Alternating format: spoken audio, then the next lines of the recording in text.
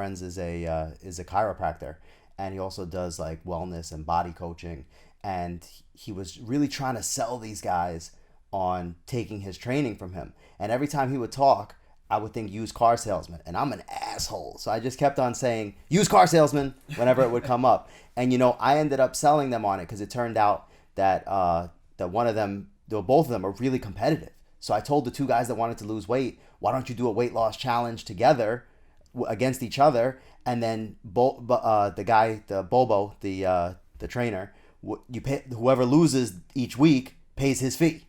So that way they're both super rich guys. So like they don't care about the money to pay Bobo, but they care about losing the money, right? Yeah. So on that Zoom call, it's funny how people are so contrarian, because on that Zoom call, he kept on going after me and like saying like, oh, well, you don't know me like that, and you don't know this, and you don't know that. But then he texted me the next day, and like the true used car salesman that he is, chasing the deal always, thinking that I'm going to be chasing the deal, he asked me, what do I charge for sales training? Do you believe that? Like, so he wants to charge... No, he wants to know what I would charge him to train him to sell like me. Oh, what do you charge? What do I charge? Yeah. Oh, I thought he was saying like, what should I? No, he charge? projected that on me. He projected all that on me. So what do you think I said to that? I'll do it for free. I said 0. Yeah. And I knew that's what you said. Of course, that's what I said. What else would I say? Because sales training is easy. People think that sales is about convincing somebody to buy something from you, and it's not about that. Absolutely. If you're trying to convince somebody to buy something from you, then your prospecting sucks, your advertising sucks, your marketing sucks. Mm-hmm. You want to get people who already want to do it. Like these two guys on this call want to lose weight. They asked him, one of them asked him, how long is it going to take me to lose 60 pounds? And he gave the stupid asshole trainer answer. Used car rebuttal. It's a weird rebuttal though, because you don't go anywhere from it. He said, well, I could just go over there with a hacksaw and cut your arm off, and then you'd lose 60 pounds. What? No, I've heard people say that before. I've heard trainers say that. Oh, if you don't want to put the time in, we just get a hacksaw and cut your leg off. If you don't want to do the hard work, we'll just do this. Yeah, we'll just cut your leg off, and that's it. So I'm going to give you guys... Are those my only two options? That's funny. I know, it's like A and B, that's so it. There's nothing in between. Right. So extreme. But that's like it's a sales tactic. That's like the condescending answer. Like, you can't do it without me. Right. You have to do it with me.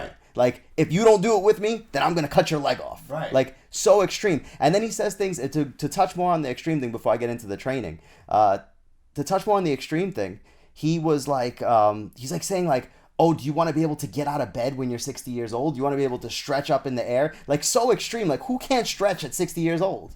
60's not even that old. Not even that old. Yeah, it's like, not 80. Like, my boy Alex is like probably 40 pounds overweight. Like, that's not crazy overweight. That's not crazy. He's like 5'9", 210. So how low is he going to get?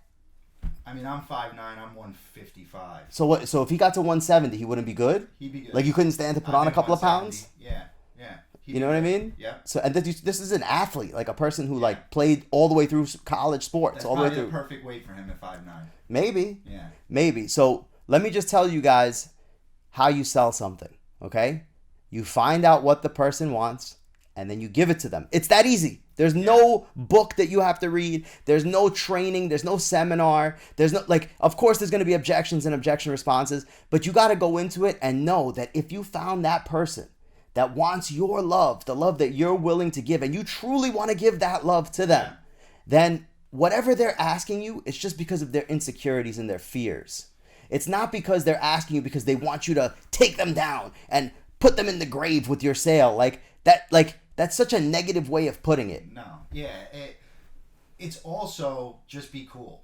That helps too. Like, don't try to sell. Like, I always just, and this is something you told me too, just talk to them like they're your friends. Yeah. They'll appreciate that so much more than the salesy, like, pitch that you can hear, like the car salesman. Like, I guess that does work, but it's just, I don't think it's a real ticket to success. You know what the ironic thing is? These are guys that he's known for 20 years. So it's not like he has to build a friendship. They are his friends. And he's still... Every objection response was about was some type of used car salesman objection response. They're pre-programmed. They were begging him to do it, begging him, Yeah. but he just couldn't find the love in his heart to give them. It had to be about the money. It had to be about the pitch. It had to be about him growing his sales, not about him helping his friend. Yeah. So I told him that the next day, and I told him, it's not really going to work if you don't really love the people. And I feel like you're a good person, but I feel like you're trapped. I feel like you're like stuck in social media, stuck in this marketing machine where you see things on TV. Like, I'm not going to go buy a pair of sneakers because somebody told me, like, because I walked into a store and somebody was like, yo, you want these sneakers? If I wasn't already going into that store to buy sneakers, I'm not buying sneakers. You know what I mean? Yes. Like, it's the same thing. Why would you then go try to sell somebody weight loss or chiropractic or training if they weren't already looking for it? Well, where does he get this, like, the leads from?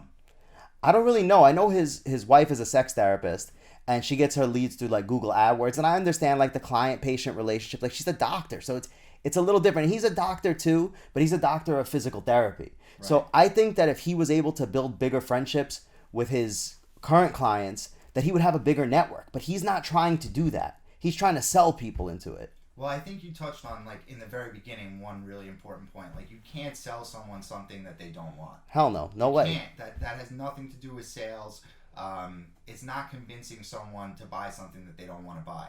They have to want it on some level. And you can definitely bring that out, even if they say no at first, but they have to be in the market. Or you're not just selling, ice snow to an Eskimo, like people say. Like, that's not a real thing. Well, you can argue that you have to convince them to do it with you, right? Exactly. But yeah, that's so a big part of it. I thought that too.